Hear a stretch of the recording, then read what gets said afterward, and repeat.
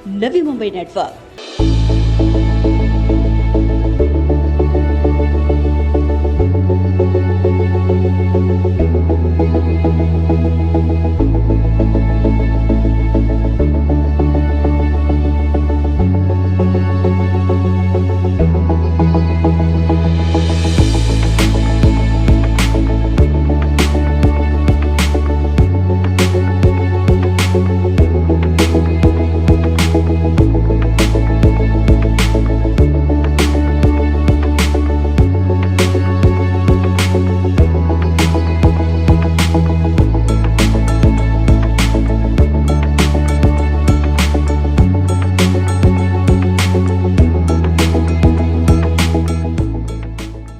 नवी मुंबई महानगर पालिका आयुक्त राजेश नार्वेकर के नेतृत्व और मुख्य शहर अभियंता संजय देसाई के माध्यम से जनता से जुड़े विभिन्न इनोवेटिव और यूनिक प्रोजेक्ट्स को नवी मुंबई में अंजाम दिया जा रहा है। आज नवी मुंबई नेटवर्क अपनी खास सीरीज नवी मुंबई प्रोजेक्ट के विशेष कार्यक्रम में आपके समक्ष लेकर आ रहे हैं। Nehru sector 19A wonder park में आने वाला नवी मुंबई ही नहीं बल्कि महाराष्ट्र का iconic project science park. Navi Mumbai के विभिन्न स्कूलों में पढ़ने वाले छात्रों का विज्ञान के प्रति ज्ञान और रुचि बढ़ाने, नवी मुंबई से युवा साइंटिस्ट को इजाद करने और high tech 21st century Navi Mumbai brand को प्रमोट करने के मकसद के साथ नवी मुंबई महानगर पालिका Nehru sector 19A wonder park के 20,000 स्क्वायर मीटर क्षेत्रफल में लेकर आ रही है महाराष्ट्र का बहुचर्चित और नवी मुंबई का सबसे आइकॉनिक प्रोजेक्ट साइंस पार्क, जिसकी डिजाइन ऐसी अट्रैक्टिव तरीके से बनाई गई है जिसे देखकर मानो किसी स्पेस शिप का आभास हो। इस साइंस पार्क को इनोवेटिव बनाने के लिए architect messrs Hiten Sethi and associates ने इसे स्पेस शिप की शक्ल देने की कोशिश की है। कुल 109.01 करोड़ रुपयों की लागत में बनने वाले इस G+3 मंजिला साइंस पार्क में नवी मुंबई महानगर पालिका ने बेहद अलग कॉन्सेप्ट इस्तेमाल किया है। इस साइंस पार्क को कुल 5 थीमों में विभाजित किया गया है। Life zone theme, energy zone theme, environment zone theme, space zone theme और machine and robot zone theme.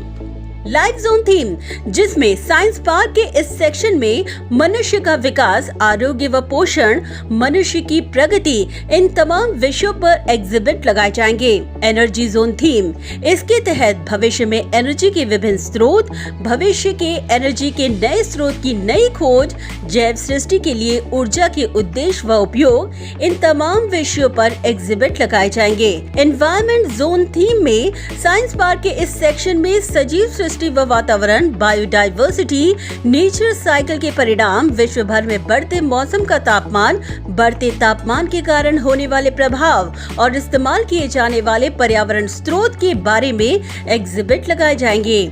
Space zone theme, इस विशेष सेक्शन में बिग बैंग सिद्धांत, निर्मिति व इतिहास, पृथ्वी के अस्तित्व व जैव सृष्टि, तारे, ग्रह और तमाम स्पेस से जुड़े एग्जिबिट लगाए जाएंगे। Machine and robot zone theme, इसके तहत साइंस पार्क में मशीनों के विभिन्न प्रकार, मशीनों के कार्य और उत्पादन, रोबोट की कार्य क्षमता और मशीनों और रोबोट की वजह से काम पर होने वाले परिणाम, स्मार्ट मशीन, इन तमाम विषयों पर एग्जिबिट लगाए जाएंगे। साइंस पार्क की विशेषता, मुंबई के नेहरू साइंस सेंटर की तर्ज पर बनने वाला यह साइंस पार्क बेहद यूनिक होगा, जहां भारत ही नहीं बल्कि दुबई, सिंगापुर और विभिन्न देशों से अनोखे एग्जिबिट्स को लाकर यहां लगाया जाएगा।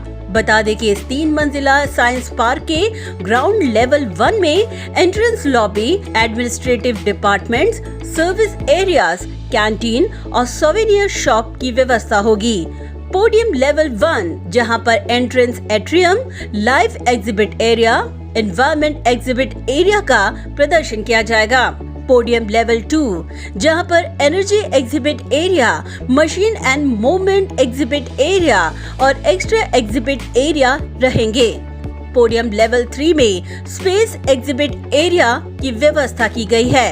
कन्वेंशन सेंटर, बता दें कि ग्राउंड लेवल में एंट्रेंस लॉबी और सर्विस एरिया, पोडियम लेवल 1 जहां पर entrance area, administrative department, conference and meeting rooms और कैफेटेरिया की व्यवस्था होगी। पोडियम लेवल 2 में pre function area, multipurpose hall, green rooms और बैक स्टेज फैसिलिटीज अवेलेबल होंगी। पार्किंग, बता दें कि नवी मुंबई के इस ह्यूज प्रोजेक्ट में खास पार्किंग का भी ध्यान रखा गया है, जहां 4 व्हीलर्स के लिए 102 पार्किंग, वहीं 2 व्हीलर्स के लिए 482 पार्किंग व्यवस्था की गई है। बता दें कि नवी मुंबई के इस आइकॉनिक साइंस पार्क का निर्माण contractor messrs pioneer foundation engineers private limited के माध्यम से किया जा रहा है।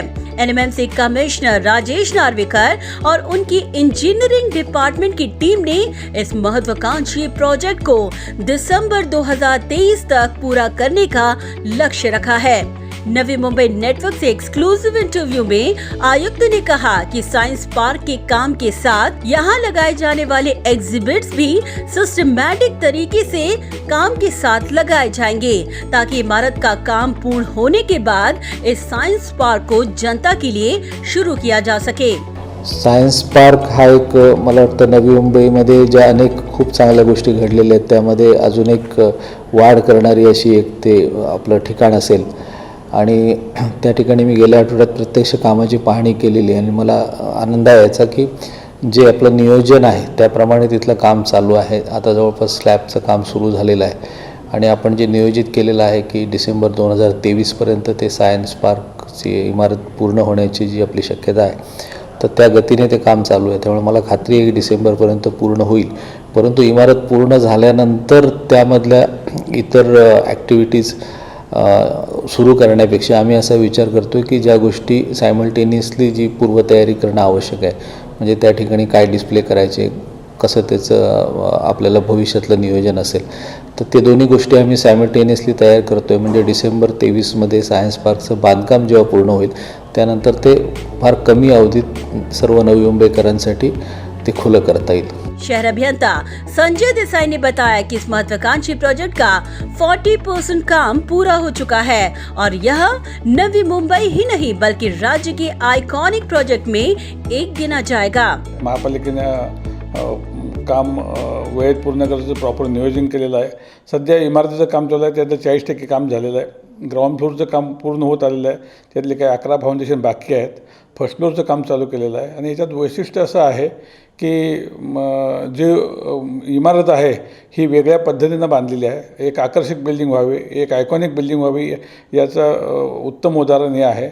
आणि या ज्या सायन्स पार्कमुळं मुंबई, महाराष्ट्र किंवा आजूबाजूतल्या सर्व शहरातल्या विद्यार्थ्यांना, बाकी नागरिकांना हे पाहता येईल आणि महानगरपालिकेनं एक इथल्या सायन्समध्ये जे विद्यार्थी जाणार आहेत त्यांच्यासाठी एक चांगलं दालन उभा करण्याचा प्रयत्न चालू केलेला आहे। बता दें कि इस साइंस पार्क में कौन से एग्जिबिट कहां से मंगवाकर कब और कैसे लगाना है, इसके लिए नवी मुंबई महानगर पालिका ने जर्मनी के खास कंसल्टेंट की भी नियुक्ती की है।